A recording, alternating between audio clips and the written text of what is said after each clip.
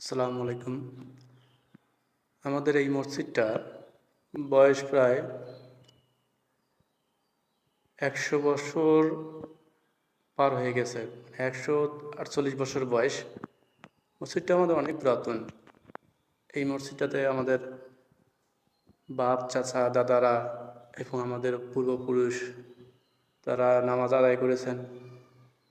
এই মসজিদের যারা জমি দান করেছেন তারা আজকে পৃথিবীতে নাই, কিন্তু মসজিদটা ১৫০ বছরে কাছাকাছি ধরে আজকে আমাদের মাঝে ছিল। কিন্তু সুখবর এবং দুঃসংবাদ দুইটাই একসঙ্গে। সেটা হচ্ছে যে আমরা একটা নতুন মসজিদ করেছি পেছনে। সেই মসজিদটা অলরেডি নামাজ শুরু হয়ে গেছে। জুম্মার নামাজ, ৫ ওয়াক্ত নামাজ ওখানে আদায় হয়। কিন্তু মসজিদটা আমাদের আজকে শুধু দাঁড় হয়ে আছে, কারণ এই মসজিদটা বিলীন। এই মসজিদে আমরা অনেক নামাজ পড়েছি। এখানে আমাদের আল্লাহর কাছে ফরিয়াদ করেছি। এই মসজিদে অনেক হুজুর এই মসজিদে নামাজ পড়াইছেন, তারা পড়ে গেছেন। এই মসজিদটা আমাদের শৈশবের অনেক স্মৃতি জড়িয়ে আছে।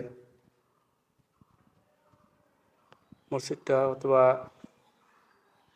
আর বেশি দিন থাকবে না আমাদের মাঝে, তারপরে একে ভেঙে ফেলতে হবে। এই যে সিঁড়িটা, এই সিঁড়িতে আমরা অনেক খেলা খেলছি।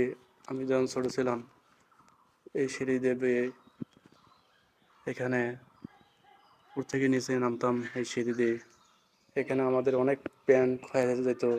ছেলেপেরা এই মসজিদটাকে নিয়ে আমরা অনেক দুষ্টুমি করতাম। ঠিক এখানে একটা অনেক আমের বড় গাছ ছিল, আমের। সে আম পাড়তাম, এখানে খাইতাম।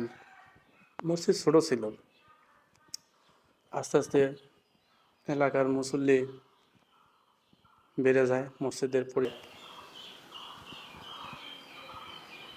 এই বারান্দাটা ছিল না।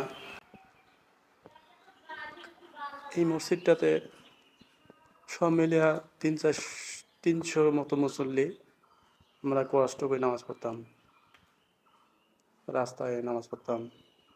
মসজিদে জায়গা হতো কম, আবার রাস্তায় এখানে নামাজ পড়তাম। এই রাস্তায় কাদা হতো।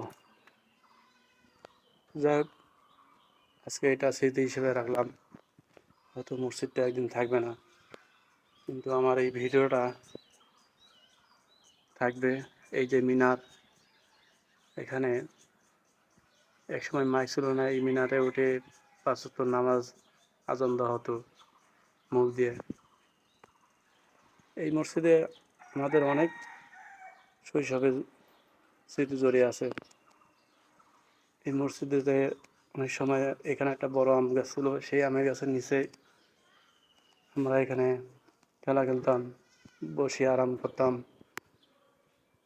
অনেক স্মৃতি এখানে জড়িয়ে আছে। ভিডিও করে রাখতেছি।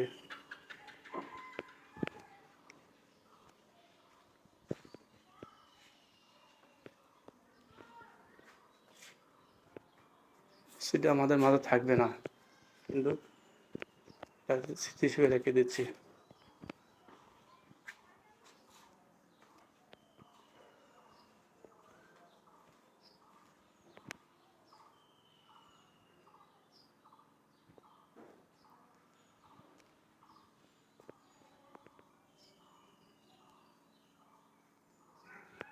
পূর্বপুরুষের মসজিদ আজকে থাকতেছে না আমাদের মাঝে।